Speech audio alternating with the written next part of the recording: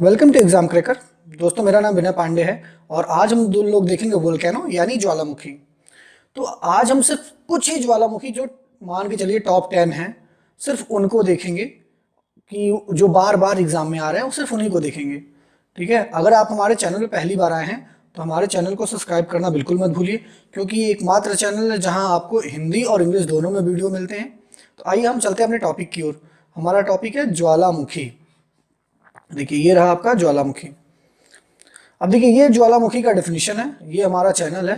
देखिए, ये जो आपका डेफिनेशन है ज्वालामुखी का, ज्वालामुखी एक दरार अथवा एक निकास होता है जिसका संबंध पृथ्वी के आंतरिक भाग से होता है, जिसमें लावा ज्वालामुखी गैसें जैसे भाप और ताप और दूसरे पदार्थ बाहर निकलते हैं। देखिए, डेफिनेशन है, बहुत कोई इंपॉर्टेंस नहीं है। अगर आपको कंपटीशन एग्जाम देना तो इसकी कोई ज़रूरत नहीं है, क्योंकि अभी क्या है, कमेंट में लोग पूछ रहे थे सर डेफिनेशन नहीं बताया, डेफिनेशन नहीं बताया। एग्जाम पॉइंट ऑफ व्यू से इसका कोई भी रोल नहीं है। इंपॉर्टेंट क्या है, ये टाइप्स ऑफ वोल्केनो, ज्वालामुखी के कितने प्रकार होते हैं, और जो इंपॉर्टेंट ज्वालामुखी हैं उनके बारे में आपको कुछ डिटेल मिल जाए।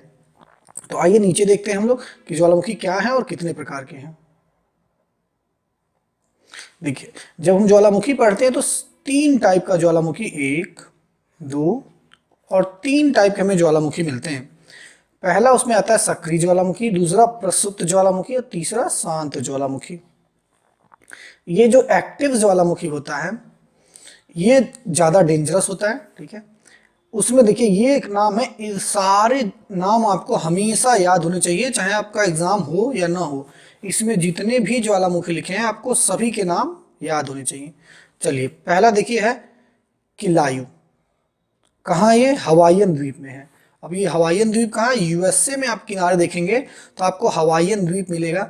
आपको जान के मतलब थोड़ा आश्चर्य होगा कि बराक ओबामा जो हैं उनका बर्थ प्लेस यही है, हवाईयन द्वीप है। इसकी राजधानी जो है वो होनोलुलु है। दूसरा बहुत ही इंपॉर्टेंट ज्वालामुखी है, उसका नाम है कोटोपैक्सी।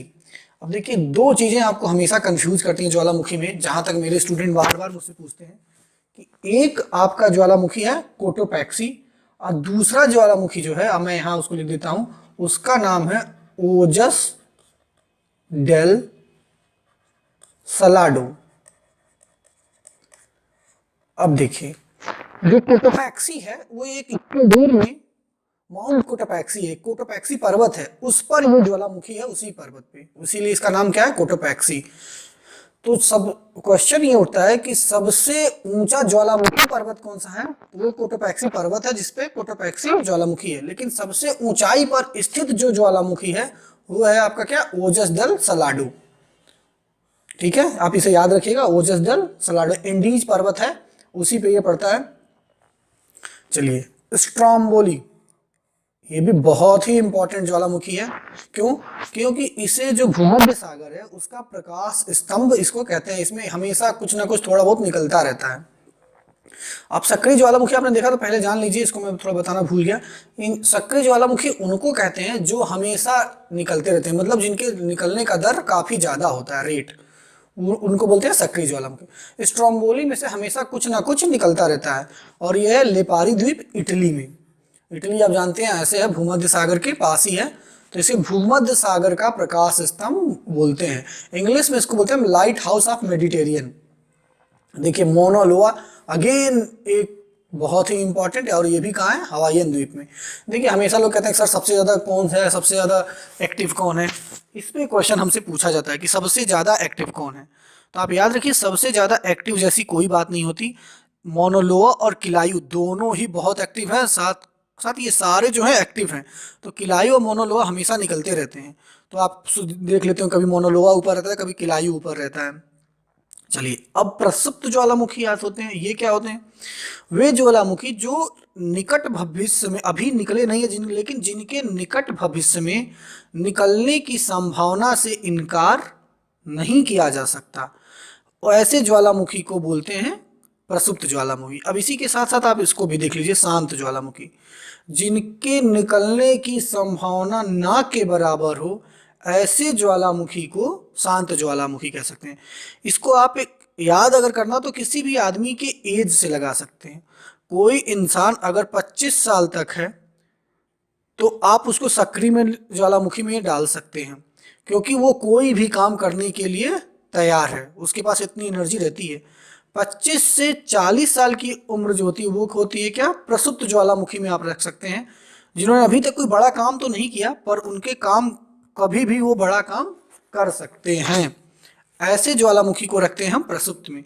और 40 के ऊपर वाले जो लोग हैं ना उनको स्वांत ज्वालामुखी कहते हैं, जिनके निकलने की संभावना ना के बराबर है। हालांकि आप इसको पूरी तरह से सिरे से खारिज नहीं कर सकते कि इससे कोई भी ज्वालामुखी नहीं निकलेगा, ठीक है, कई बार निकल जाते हैं।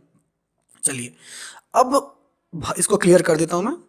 अब देखिए भारत के पॉइंट ऑफ व्यू से देखिए, एक जो भी इंपॉर्टेंट है, सब इंपॉर्टेंट इसमें दिए गए, सिर्फ एक छोड़ा गया है, उसका नाम है बैरन, जो कि भारत में है। एकमात्र भारत का जो एक्टिव ज्वालामुखी है वो है बैरन, जो कि अंडमान और निकोबार में पड़ता है। तो आप इसे याद रखिएगा, भारत में एकमात्र सक्रिय ज्वालामुखी है बैरन, जो अंडमान और निकोबार में है, वो सक्रिय ज्वालामुखी है। वो चूंकि भारत का है इसलिए इसको लिखा नहीं है, कि ये तो आपको पता होना ही चाहिए अगर आप एक भारतीय हैं तो। चलिए प्रसुप्त ज्वालामुखी बता गया है डेफिनेशन आपको। उसमें सबसे इंपॉर्टेंट क्या है, वेसुवियस, ये भी आपका इटली में है। दूसरा फ्यूजियामा, कहाँ है, जापान में। फ्यूजियामा एक पर्वत भी है जापान में, उसी पे है ये ज्वालामुखी फ्यूजियामा। ये लीजिए मोस्ट इंपॉर्टेंट क्या है, काक्राटोवा।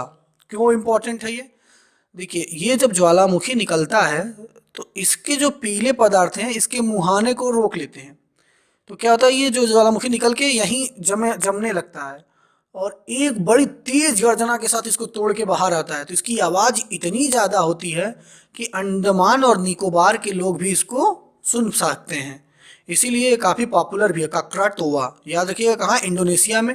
अगर इंडोनेशिया में भी आप जाना चाहते हैं तो इंडोनेशिया में देखिए 2 द्वीप हैं बड़े बड़े, एक है आपका ये सुमात्रा और यहाँ है आपका एक छोटा द्वीप है जो जावा। इन्हीं के बीच यहाँ आपको मिलेगा क्या, काक्रातोवा। यहीं एक सुंडा जल संधि भी है। दूसरा है नारकोंडम, भारत में है, इसका आपने जानते ही होंगे, ये भी अंडमान और निकोबार में ही है, तो ये आसान सा है। चलिए स्वांत ज्वालामुखी देखिए, जिनके निकलने की संभावना ना के बराबर होती है, हालांकि कभी कभी ऐसा होता है कि निकल जाते हैं। ये कई बार पूछा गया है। पोपा कहाँ है, म्यांमार में। इकांगुआ, अभी देखिए ये हर जगह ये पूछा जाता है, पीसीएस का बहुत फेवरेट क्वेश्चन है ये। इकांकागुआ कहाँ है, चिली में।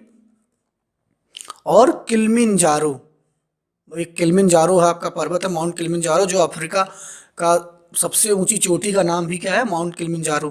तो ये ज्वालामुखी जो है वो पड़ता है तंजानिया में, अफ्रीका महाद्वीप में तंजानिया है, आप मैप में देखेंगे तो आपको मिल जाएगा। तो ये वीडियो आपको कैसा लगा, अपने सुझाव हमें कमेंट में ज़रूर दें। तो उम्मीद करते हैं आपको हमारा वीडियो अच्छा लगा होगा। तो इस वीडियो को लाइक और हमारे चैनल को सब्सक्राइब करना बिल्कुल मत भूलें। जय हिंद।